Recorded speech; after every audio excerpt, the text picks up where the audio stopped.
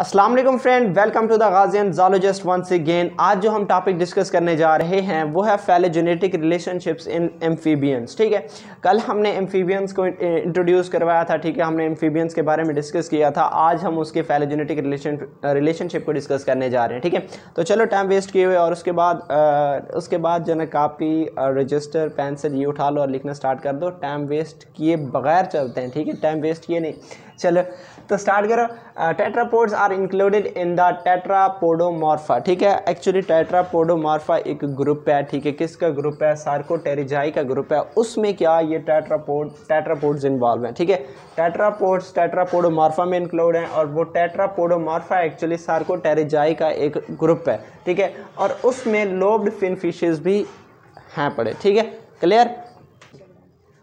तो उसके बाद अगर हम सार्कोटेरिजाई की बात करें वो मोनोफिलेटिक है, मतलब ये कि इनके जो पेरेंट्स हैं वो सिंगल पेरेंट्स हैं। ठीक है, लेकिन अगर हम बात करें एम्फीबियंस टेट्रापोड्स, ये क्या है? पैराफिलेटिक लीनिएज शो करते हैं। मतलब ये ट्रेडिशनल क्लासिफिकेशन जो है ना वो ये शो करती है कि ये जो एम्फीबियंस या टेट्रापोड्स हैं ये क्या है? पैराफिलेटिक लीनिएज शो करते हैं। ठीक है, उसके बाद देखो ये जो सारी चीज़ें सारी अंडर द कंट्रोवर्शियल है। मतलब ये कि कोई एग्जैक्ट नहीं पता। ठीक है, अभी तक पता नहीं क्या, कोई सोल्यूशन नहीं है। ठीक है, उसके बाद जो no one knows what were the first tetrapods. अब कोई नहीं जानता कि फर्स्ट टेट्रापोड्स कौन से, लेकिन earliest fossils first discovered in Greenland 1932 Greenland में एक्चुअली फर्स्ट फॉसिल्स दरियाफ्त हुए हैं। ठीक है, अब वो जो फॉसिल्स थे, ठीक है, वो एक्चुअली किस एनिमल से किस ग्रुप के एनिमल से किस ग्रुप के एनिमल के थे? ठीक है, वो है एक्थियोस्टेगलिया। ठीक है, एक्थियोस्टेगलिया ग्रुप है। ठीक है, उसके एनिमल्स के क्या थे?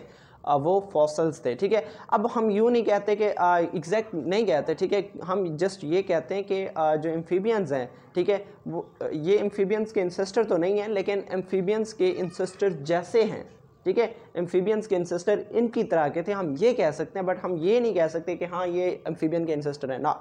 ठीक है, उसके बाद चंद एविडेंसेस हैं जिनकी बुनियाद पे हम कह सकते हैं कि हाँ जो ना ये टेट्रापोड्स हैं। ठीक है, और इनकी एग्जांपल्स ये हैं। ठीक है, और हम जो ना बाद में उनको एम्फीबियंस में काउंट करते हैं। ठीक है, वो एविडेंसेस कौन से हैं कि वो जो फिशेस थे, ठीक है, वो जो हमने इस एक्थियोस्टेगलिया के जो ग्रुप के एनिमल को जब हमने देखा तो उसमें क्या क्या थे? Loss of cranial bones. ठीक है, उसमें क्रेनियल बोन्स क्या हो गए थे? लॉस हो गए थे। ठीक है, appearance of the mobile nerve mobile ठीक है, निक है, नर्व नहीं है। ठीक है, मतलब ये कि उनमें एक मूवेबल जो है ना निक क्रिएट हो गया था। ठीक है, लेकिन अगर हम फिशेस की बात करें उनमें नहीं था। उसके बाद लॉस ऑफ अपरकुला बोन्स, हमने अपरकुला जिसको हम पिछले लेक्चर्स में सारे लेक्चर्स में हमने डिस्कस किया था मोस्टली, तो उसमें वो इनमें अपरकुला मौजूद नहीं होता। उसके बाद रिटेक्शन ऑफ नोटोकार्ड, इनमें नोटोकार्ड की रिड्यूस हो जाती है, मतलब ख़त्म हो जाता है। उसकी जगह कौन आ जाता है? वर्टिब्रा आ जाता है, और वर्टिब्रा के बाद क्या आ जाता है? इसमें डिस्क्रीट डिजिट्स, फोर लिम्स। ठीक है, वर्टिब्रा मौजूद होता है, फोर लिम्स मौजूद होते हैं, और फोर लिम्स के क्या होते हैं? डिजिट्स होते हैं, हाथ डिजिट्स, उंगलियां। ठीक है, उसके बाद इसमें जो फिन रे है, ठीक है, उसके वो ख़त्म हो गया। ठीक है, उसके बाद प्रेजेंस ऑफ सैक्रल वर्टिब्रा। ठीक है, अब जो सैक्रल बोन्स हैं जो कि वर्टिब्रा के साथ फ्यूज होते हैं वो उनमें डेवलप हो गए थे। ठीक है, अब tetrapod lineage includes the amniotes. अब टेट्रापोड लिनिएज में एमनियोट्स हैं। एमनियोट्स मतलब ये कि एम्फीबियंस, मैमल्स या रेप्टाइल्स। ठीक है, ये सारे हैं, ये बर्ड्स। अब एमनियोट्स एक्चुअली ये हम इसे इसलिए बोलते हैं क्योंकि इनमें जो एग्स होती हैं उनके इर्द गिर्द क्या होता है? एमनियोटिक मेम्ब्रेन मौजूद होता है। ठीक है, ऐसे ये क्या है? फॉर एग्जांपल एग है, थोड़ा सा इसे राउंडेड शेप बना ओवल शेप बना देता हूँ। ठीक है, तो ये फॉर एग्जांपल क्या है? एग्स है, उस एग के इर्द गिर्द क्या मौजूद होती है? एमनियोटिक मेम्ब्रेन मौजूद होती है। ठीक है, क्या मौजूद होती है? एमनियोटिक मेम्ब्रेन मौजूद होती है। ठीक है, अब वो एमनियोटिक जो मेम्ब्रेन होता है, ठीक है, पहले वो एक फ्लूइड फील्ड मेम्ब्रेन है। ठीक है, अब पहली बात तो ये कि उस जो एग है उसको ड्राई होने से बचाता है, और दूसरी बात ये कि वो टेरेस्ट्रियल इन्वायरमेंट में वो सर्वाइवल के काबिल है, मतलब वहाँ डेवलपमेंट उसकी हो सकती है। एग से जो मतलब एनिमल है वो प्रोड्यूस हो सकता है। ठीक है, किस माहौल में? टेरेस्ट्रियल इन्वायरमेंट में। ठीक है, टेरेस्ट्रियल माहौल में। ठीक है, उसके बाद जो evolutionary relationships are highly controversial. देखो इनके जो एवोल्यूशनरी रिलेशनशिप्स हैं वो हाईली जो ना कंट्रोवर्सल हैं। ठीक है, मतलब ये कि एग्जैक्ट हमें नहीं पता।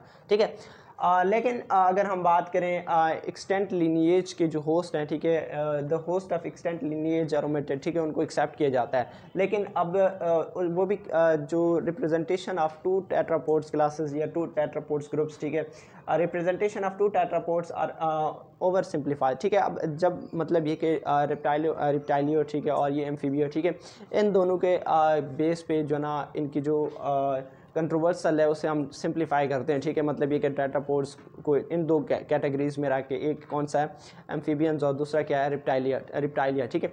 इन दोनों की बेस पे हम कहते हैं कि हमने जो ना इनको सिंपली क्या कर दिया है, सिंपल किया और इस कंट्रोवर्सल को दूर करने के लिए, ठीक है। तो उसके बाद 2-3 पिकते हैं, तो चलो उनकी तरफ उन्हें डिस्कस करते हैं, ठीक है। हेलो, तो आगे हम अपने स्क्रीन पे, ठीक है, तो हमने एक थियोस्टेगा को हमने डिस्कस करना है, जो कि एक अर्ली एम्फीबियन है। मैं पेन यूज़ कर लूँ। एक अर्ली एम्फीबियन है, ठीक है। अगर हम इनके फॉसिल्स की बात करें, the fossils of this early amphibians were discovered in the eastern Greenland in late Devonian deposits, ठीक है।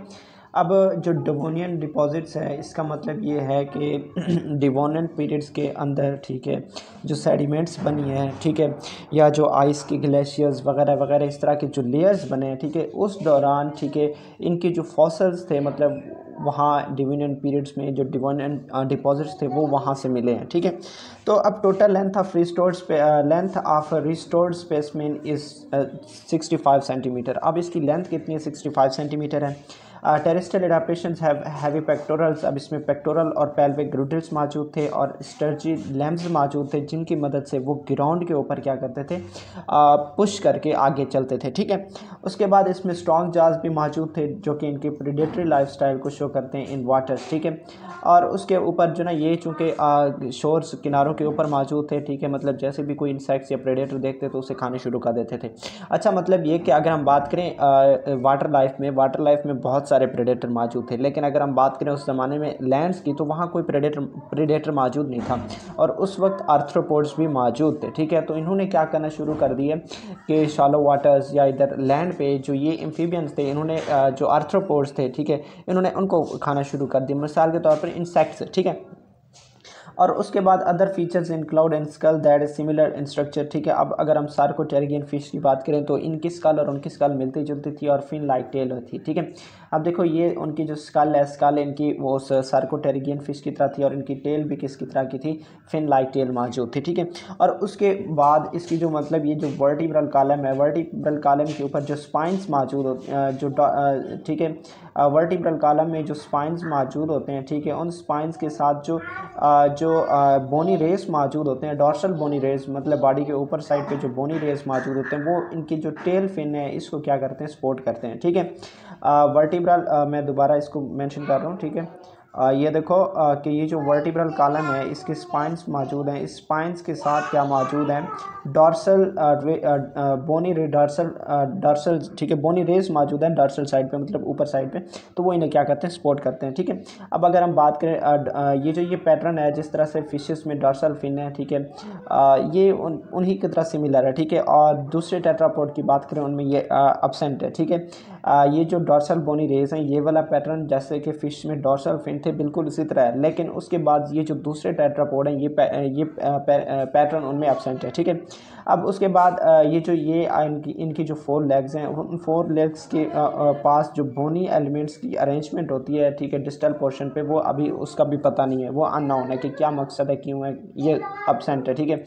क्या बोला है मैंने, जो 4 लेग्स के डिस्टल पोर्शन पे जो बोनी एलिमेंट्स मौजूद होते हैं उनका मकसद बिल्कुल भी नहीं पता, ठीक है। अब देखो टेट्रापोड्स हैं 4 टांगों वाले, 2 कैटेगरीज में हमने लेक्चर में भी डिस्कस किया था कि 2 कैटेगरीज में डिवाइड किया गया, एक एम्फीबिया और दूसरा क्या है, रिप्टाइलोमॉर्फा। अब जो एम्फीबिया थे उनको हम मॉडर्न एम्फीबियंस कहते हैं, लेस एम्फीबिया। इनका मतलब ही क्या होता है कि ये जो मॉडर्न एम्फीबिया है, ठीक है, ये आपको नज़र आ रहा है अनोरा, ठीक है, कोडेटा या जेमनोफियोना, ठीक है, ये मॉडर्न एम्फीबियंस हैं और मॉडर्न एम्फीबियंस को हम क्या कहते हैं, लेस एम्फीबिया कहते हैं, ठीक है। और दूसरी तरफ ये रिप्टाइलोमॉर्फा है जिसमें मुख्तलिफ किस्म के रिप्टाइल्स आ जाते हैं, ठीक है। उसके बाद नेक्स्ट हम मूव करते हैं नेक्स्ट स्लाइड पे। तो one hypothesis of evolutionary relationship among the tetrapods, ठीक है, एक हाइपोथेसिस है जिस टेट्रापोड्स की एवोल्यूशनरी रिलेशनशिप के बारे में, ठीक है। अब उसके मुताबिक जो the earliest amphibians across the Devonian period, ठीक है, अब जो अक्रॉस नहीं इरोज जो एम्फीबियंस थे, ठीक है, वो अर्लीस्ट एम्फीबियन वो डिविनियन पीरियड में राइज हुए हैं, ठीक है। और उनकी 3 क्लासेस हैं जैसे कि हमने बोला है, ठीक है। और बहुत सारे मतलब जो न्यूमरस एक्सटेंट टेक्सा को यानी एम्फीबियस को भी उनमें क्या किया गया था, इंक्लूड किया गया था। चूँकि आपको पता है कि बहुत सारे कंट्रोवर्सल्स हैं, ठीक है। अब ये जो नज़र आ रहा है ना लेस एम्फीबिया, ठीक है, लेस एम्फीबिया के इंसेस्ट्री के हवाले से भी बहुत सारे क्या हैं कंट्रोवर्सल्स हैं, ठीक है।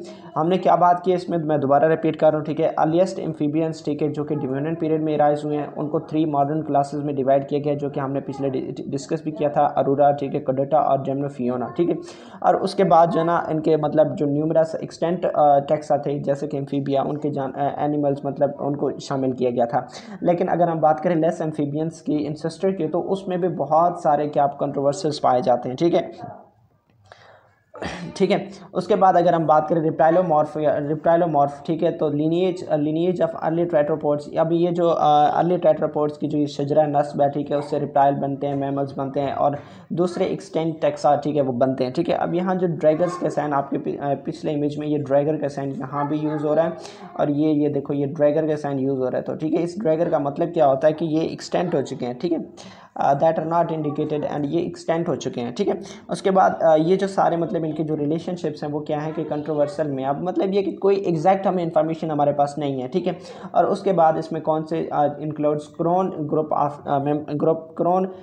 Members of this lineage. अब एक होता है स्टीम ग्रुप और दूसरा होता है क्रोन ग्रुप। अब जो ये स्टीम का मतलब होता है कि ऐसे मतलब टैक्सा या ऐसे स्पीशीज, ठीक है, ऐसे एम्फीबियंस, ठीक है, जो डेड हो चुके हैं, या रेप्टाइल्स ऐसे एनिमल्स जो कि डेड हो चुके हैं, ठीक है। और क्रोन ग्रुप का मतलब होता है कि ऐसे एनिमल्स, ठीक है, या ऐसे सारे ऑर्गेनिज्म, ठीक है, या किसी कॉमन इंसेस्टर के तमाम ऑर्गेनिज्म जो ज़िंदा हैं, ठीक है, एक कॉमन इंसेस्टर से बिलोंग रखने वाले जितने भी उनके डिसेंडेंट्स हैं वो सारे के सारे क्या हैं, लिविंग हैं। और ठीक है, उनको हम क्या कहते हैं, क्रोन ग्रुप कहते हैं। क्रोन ग्रुप में हम लिविंग एनिमल्स को रखते हैं, ठीक है, और ठीक है, और वो जो मर चुके हैं और उनका इंसेस्टर क्या हो, कॉमन हो। कॉमन इंसेस्टर के जितने भी जो मेंबर हैं वो जिंदा मेंबर हैं वो, और जितने डेड हो चुके हैं उन सारों को हम किस में रखते हैं, क्रोन में। लेकिन स्टेम में हम इनको नहीं रखते, ठीक है। वो जो डेड हो चुके हैं, कम्प्लीटली डेड हो चुके हैं, और उनके इंसेस्टर्स का भी मतलब कम्प्लीटली नहीं पता कि कॉमन इंसेस्टर है या नहीं है, ठीक है। ये क्लोजली रिलेटेड हैं लेकिन हम इन्हें क्रोन ग्रुप में नहीं रखते, किनको, स्टेम को। ये था हमारा टॉपिक। आई होप आप लोगों को क्लियर हो गया होगा। इंशाल्लाह हम मिलते हैं नेक्स्ट वीडियो में। उससे पहले वीडियो को लाइक शेयर और चैनल को सब्सक्राइब लाजमी करना है, ठीक है। इंशाल्लाह मिलते हैं नेक्स्ट वीडियो में, तब तक इजाज़त चाहता हूँ। ओके, अल्लाह हाफिज़।